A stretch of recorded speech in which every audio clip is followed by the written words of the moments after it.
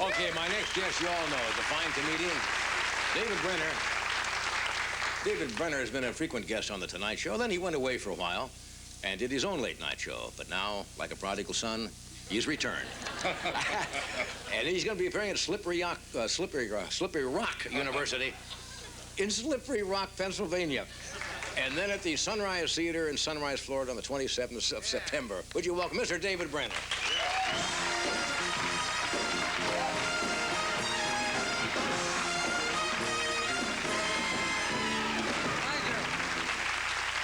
Okay, thank you. Well, I can't tell you how happy I am to be back on the show. When I found out about it, it was such a thrill. But then something weird started to happen. You know how when you're young, you disillusion yourself about so many things. One of which is you really believe, and I think we're all this way, that when you see something happening to an old person, it's never, ever going to someday happen to you. You know what I'm talking about?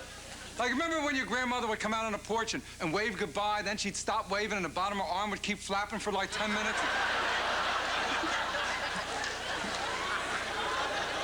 I once walked behind my grandmother. I got a slap on the forehead.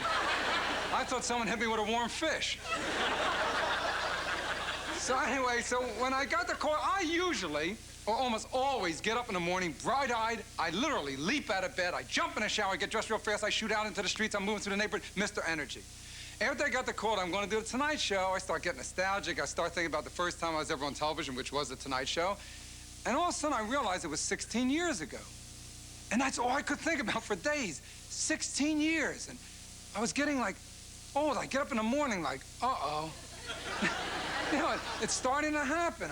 I'm even walking like my grandmother. She always looked like she was sneaking up on someone.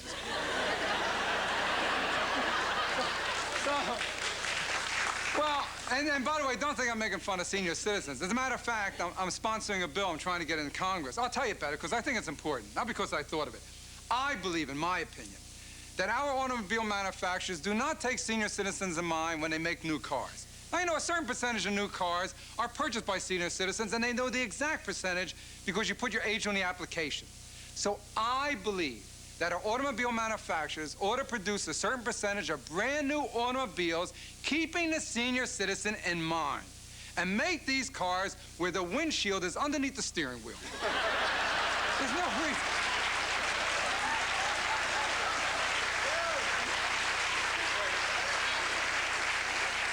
I got that idea in Miami. Did you ever stand on Collins Avenue? You see these cars whipping by, little tufts of white hair in them. Looks like rabbits are driving. So anyway, I started feeling old, and I got on my manager's nerves. I was acting old, and he's young too, and he said, come on, David, don't be so stupid. You don't get old overnight. You don't go to bed young and wake up the next morning old. It's a whole process. It takes weeks. And then he started bugging me. Go to a doctor. Get examined. Go to a doctor. And not because he likes to bug me. He knows me. You have to bug me to go to a doctor. I hate going to doctors. I hate being examined. I hate doctors. Especially when they put on that rubber glove. Because you realize in a few seconds you're going to know exactly how a puppet feels.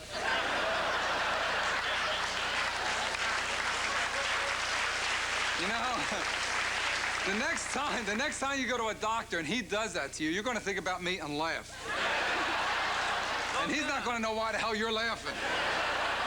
Or worse than that, if you're a doctor and you do that to a patient and you laugh. So anyway, I went to the doctor, and I'm glad I did. He examined me, and he told me I'm still young, I'm still healthy, everything's fine. It was all in my head. It was mental. It's so stupid. And you know something? I don't think that very, very, very, very fat people should be allowed to ride on mopeds. I'm serious, and I'll tell you why. Because it's frightening. You don't see the moped. You hear this motor and you see this person whipping around the street. Now, I'm not just talking about people who are overweight. I'm talking about the special 1 in a million heavy-duty number. I wouldn't make fun of fat people. Besides, you're not supposed to call people fat. There's an organization now.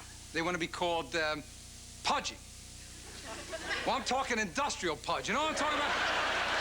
You know what I mean? Like the kind of person buys high heels, wears them once, and they're slippers. Biggies, you know what I'm saying? Big O's. Right? They get off your bicycle and the seat's missing. And you don't want it back, you know? out of a cab at the airport and all the automatic doors in the whole city fly open? Biggies, you know, biggies. Oh, there was a woman on a plane with me a few weeks ago. I never saw anything that big that wasn't pulling a wagon. Really, she had to be born on a plane. There's no way they got her in any of those doors. And the flight attendant says to me, "You're sitting next to her." I said, "Everyone on a plane is sitting next to her." I never saw anything like this.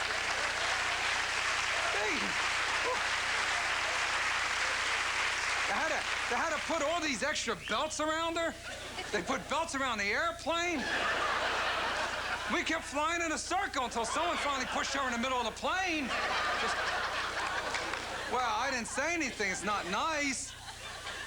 And besides, you don't have to say anything, right? Everyone knows when it's time to lose weight. You know when it's time to lose weight. No one has to tell you, right? You know. Like if you get on an up escalator and it starts going down.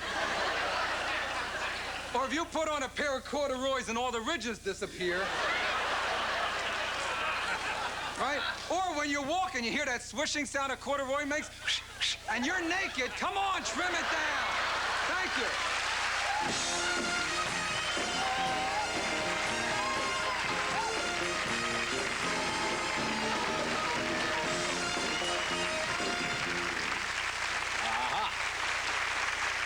Welcome back. Thanks. It's great being back. Am I really getting hung up on time here tonight? We're running along, aren't we? Yeah, I noticed that. Yeah.